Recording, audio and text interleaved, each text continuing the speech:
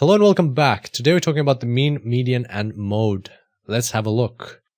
So previously we left off after we spoke about the skewness of distributions. We've got the left skewed over here. We've got the right skewed on the right. Remember, we think of what the data is doing, don't worry about the chart. Think about what the data is doing. And in this case, you've got a long tail, meaning that there's a lot of outliers on the left or in the negative side, and that's why it's a left skewed. And in terms of the chart, you look at where the tail is, not where the hump is. And same thing here. You look at the tail. It's a lot of outliers on the right. So that's what the data is doing. That's why it's a right or positively skewed distribution. Now let's have a look at just one of these. Let's just leave the right skewed distribution. And let's look at, for example, the underlying data. What does the underlying data look like? There it is.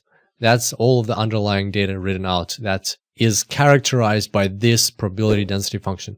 Again, just to reiterate one more time, a distribution is something that is attached to the data rather than a chart. You don't have to have a chart to have a distribution. The data has a distribution. We're just visualizing it with this probability density function to simplify our understanding and to help us visually assess things. So now we're going to look at, as the title for this tutorial suggests, mean, median, mode. We're going to plot these things and understand what they are. So the mean, we just take all of the values and we take the average of them. We take average, mean, they're synonymous. So we plot the mean here. It's 64.98, somewhere over there on this chart. So that's pretty straightforward. We've already worked with the mean before. Next, we're going to talk about the median. So what is the median?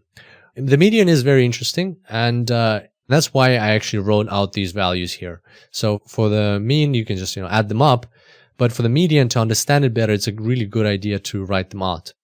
So what you need to do for the median is you need to take an equivalent number of values from the left and the same number of values from the right. So let's do that. There we go. So we've got 1, 2, 3, 4, 5, 6, 7, 8, 9, 10, 11, 12 here.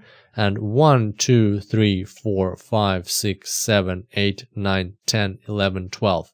So you need to take equal values, equal numbers of values and the maximum. So you can't take like 5 and 5. You need to take as many as you can. And you will either have a situation where you have 1 in the middle if you have an odd number of values in your data, or you'll have nothing in the middle if you have an even number of values.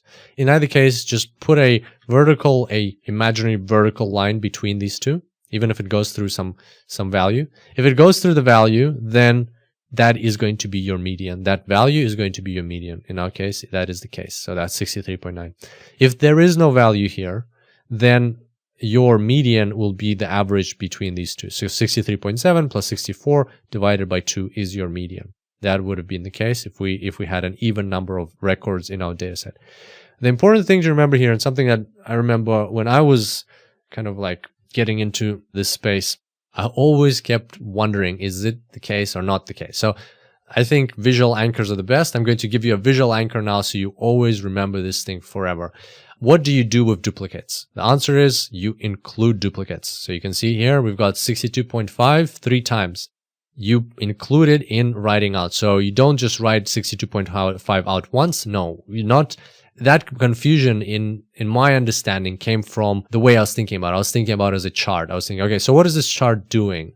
Okay, so if I want to get the middle here, do I get the middle of the chart? Do I take the minimum, the maximum, and get the middle of the chart?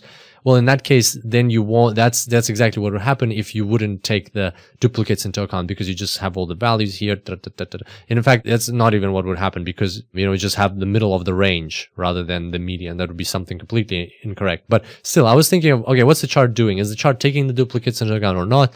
Forget about the chart. Just think of the data. What is the data doing? In the data, do you have duplicates? If you do have duplicates, you do take them into account. So there you go. So you have duplicates here. You can see more. We have duplicates here. We have another duplicate value over here. So we do write all of the values out, regardless if they're duplicates or not. We just write all of them out, then we get the median. The beauty about the median, it's like the mean. It's very similar to the mean. It's a lot of the time you'll actually hear people in analysis use the median instead of the mean. And the reason for that, most of the time, the reason for that is that the median is not affected by outliers. It is affected by outliers, but a very tiny bit. So just let's think of this example. If instead of 73, we had here 1 million. So you had, what is this? Oh, this is height, right? This is height in inches. Okay, so we could have 1 million here. Somebody could be 1 million inches tall. Probably not. But we could still have 1 million here if, for example, in your data set you have an anomaly or an irregularity or something. Or let's say even if we don't have a million, but we have like a very tall person, 2.5 meters tall, the tallest person on the planet. So I'm not sure how much that'll be in inches, but let me just quickly check. All right, so I checked, and 2.5 meters is 98 inches. So let's say you have somebody who's 100 inches tall here. Obviously, that's an outlier. That's somebody who's very much taller, very different to the rest of our data. And the mean is going to be affected a lot because you're going to add that in your average, and it's pretty much like adding 2 people or 1.5 people into your calculation in these terms. So this mean will increase substantially. Not the same way it would decrease as if this was 73 or if this was, 80 or 65. Not as if it was a normal value, like an expected type of value. But if you calculate the median, if you have 100 inches here, the median is going to be the same. It's not going to change because it's simply, you count the number here, you count the number here, you get the middle. It's not affected by the value. So even if you had 1 million here, your median would not be affected. So that's the power of the median, and sometimes that is helpful. Sometimes as you'll see, we'll be using the mean a lot, but that's just so you know that in some cases the median can be more useful. All right, so that's mean, median, and now let's talk about the mode. So the mode in a discrete probability distribution visualization is much easier to see the mode. In this one, it's also not that hard. You just look at the very top part. So the highest part of your distribution, in this case, it's us there. And then you find that point in your probability density function, which is the highest. And there you go. So the mode here is 62.5, the very, very top part. So you put a line through it and you see where it crosses. Why it's easier for a discrete distribution? Because they have buckets and you just basically have rectangles and you just pick that highest rectangle and you see what bucket's associated with. So it's usually labeled and you can see right away there. Here you have to actually think about it. Not think about it, just put this line through it. And it's easier to understand in the discrete distribution. You have buckets. So what is the mode? Well, the mode is the most frequent value. So if you have, let's say Germany, France, Spain, and England, and Germany has the highest bucket in a discrete distribution, that means the most frequent value is Germany. That's it, out of your data set, or out of what the distribution function is describing. Whereas here you can't say that because, as we discussed, the probability of getting this value exactly is 0. So the mode is actually, it's not that intuitive. You can't just say it's the most frequent value. It's the value that, if you take a little area around it, it will be the most likely area. If, as opposed to anywhere else, you take that same area of width, that type of thing. Because remember, you have to always take a range. So that's the mode. But the easiest way is just look at the chart and find the top part. That's where the mode is. So mean, median, mode. And just to reiterate on the mode, as you can see, 61, why this is relevant for us, or this is the case for the data set, because you see 62, 62, 62, 62, 63, 63, 61.5. So you can see it's somewhere around there. Again, in a discrete distribution, if we rounded all of these down to the first to 0 decimal points, and this will be 62, 62, 62, 62, and this would be the most frequent value. If that's what we wanted to do. If we wanted to bucket it, we could bucket it from, different ways. We could do 60 to 65, 65 to 70, and so on. Again, we would be able to find the mode there as well. Okay, so that's the mode. What I wanted to do is, let's have a look at, so mean, median, mode. Let's have a look at how they are arranged in a negatively skewed distribution. So a positively skewed distribution, the outliers are here. Let's flip this over and let's see how they're arranged here.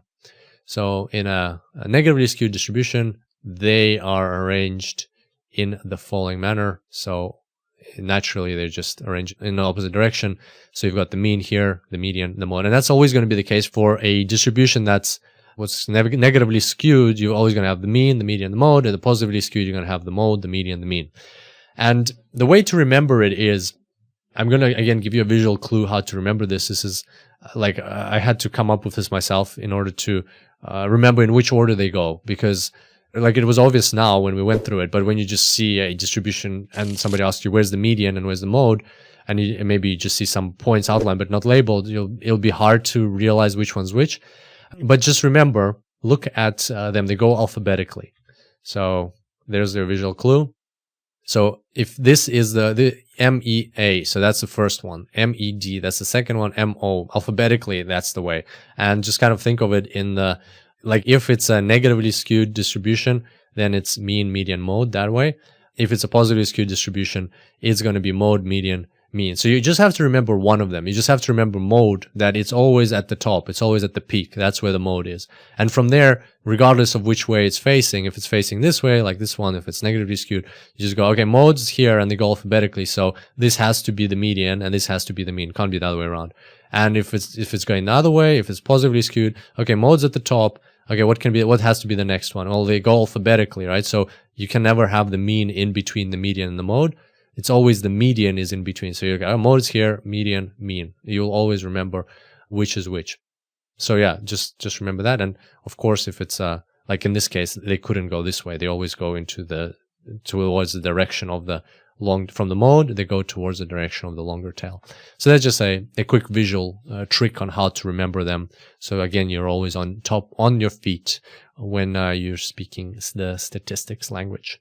Now make sure to check out these videos on the right or the full course in the description to continue your learning, and I look forward to seeing you there.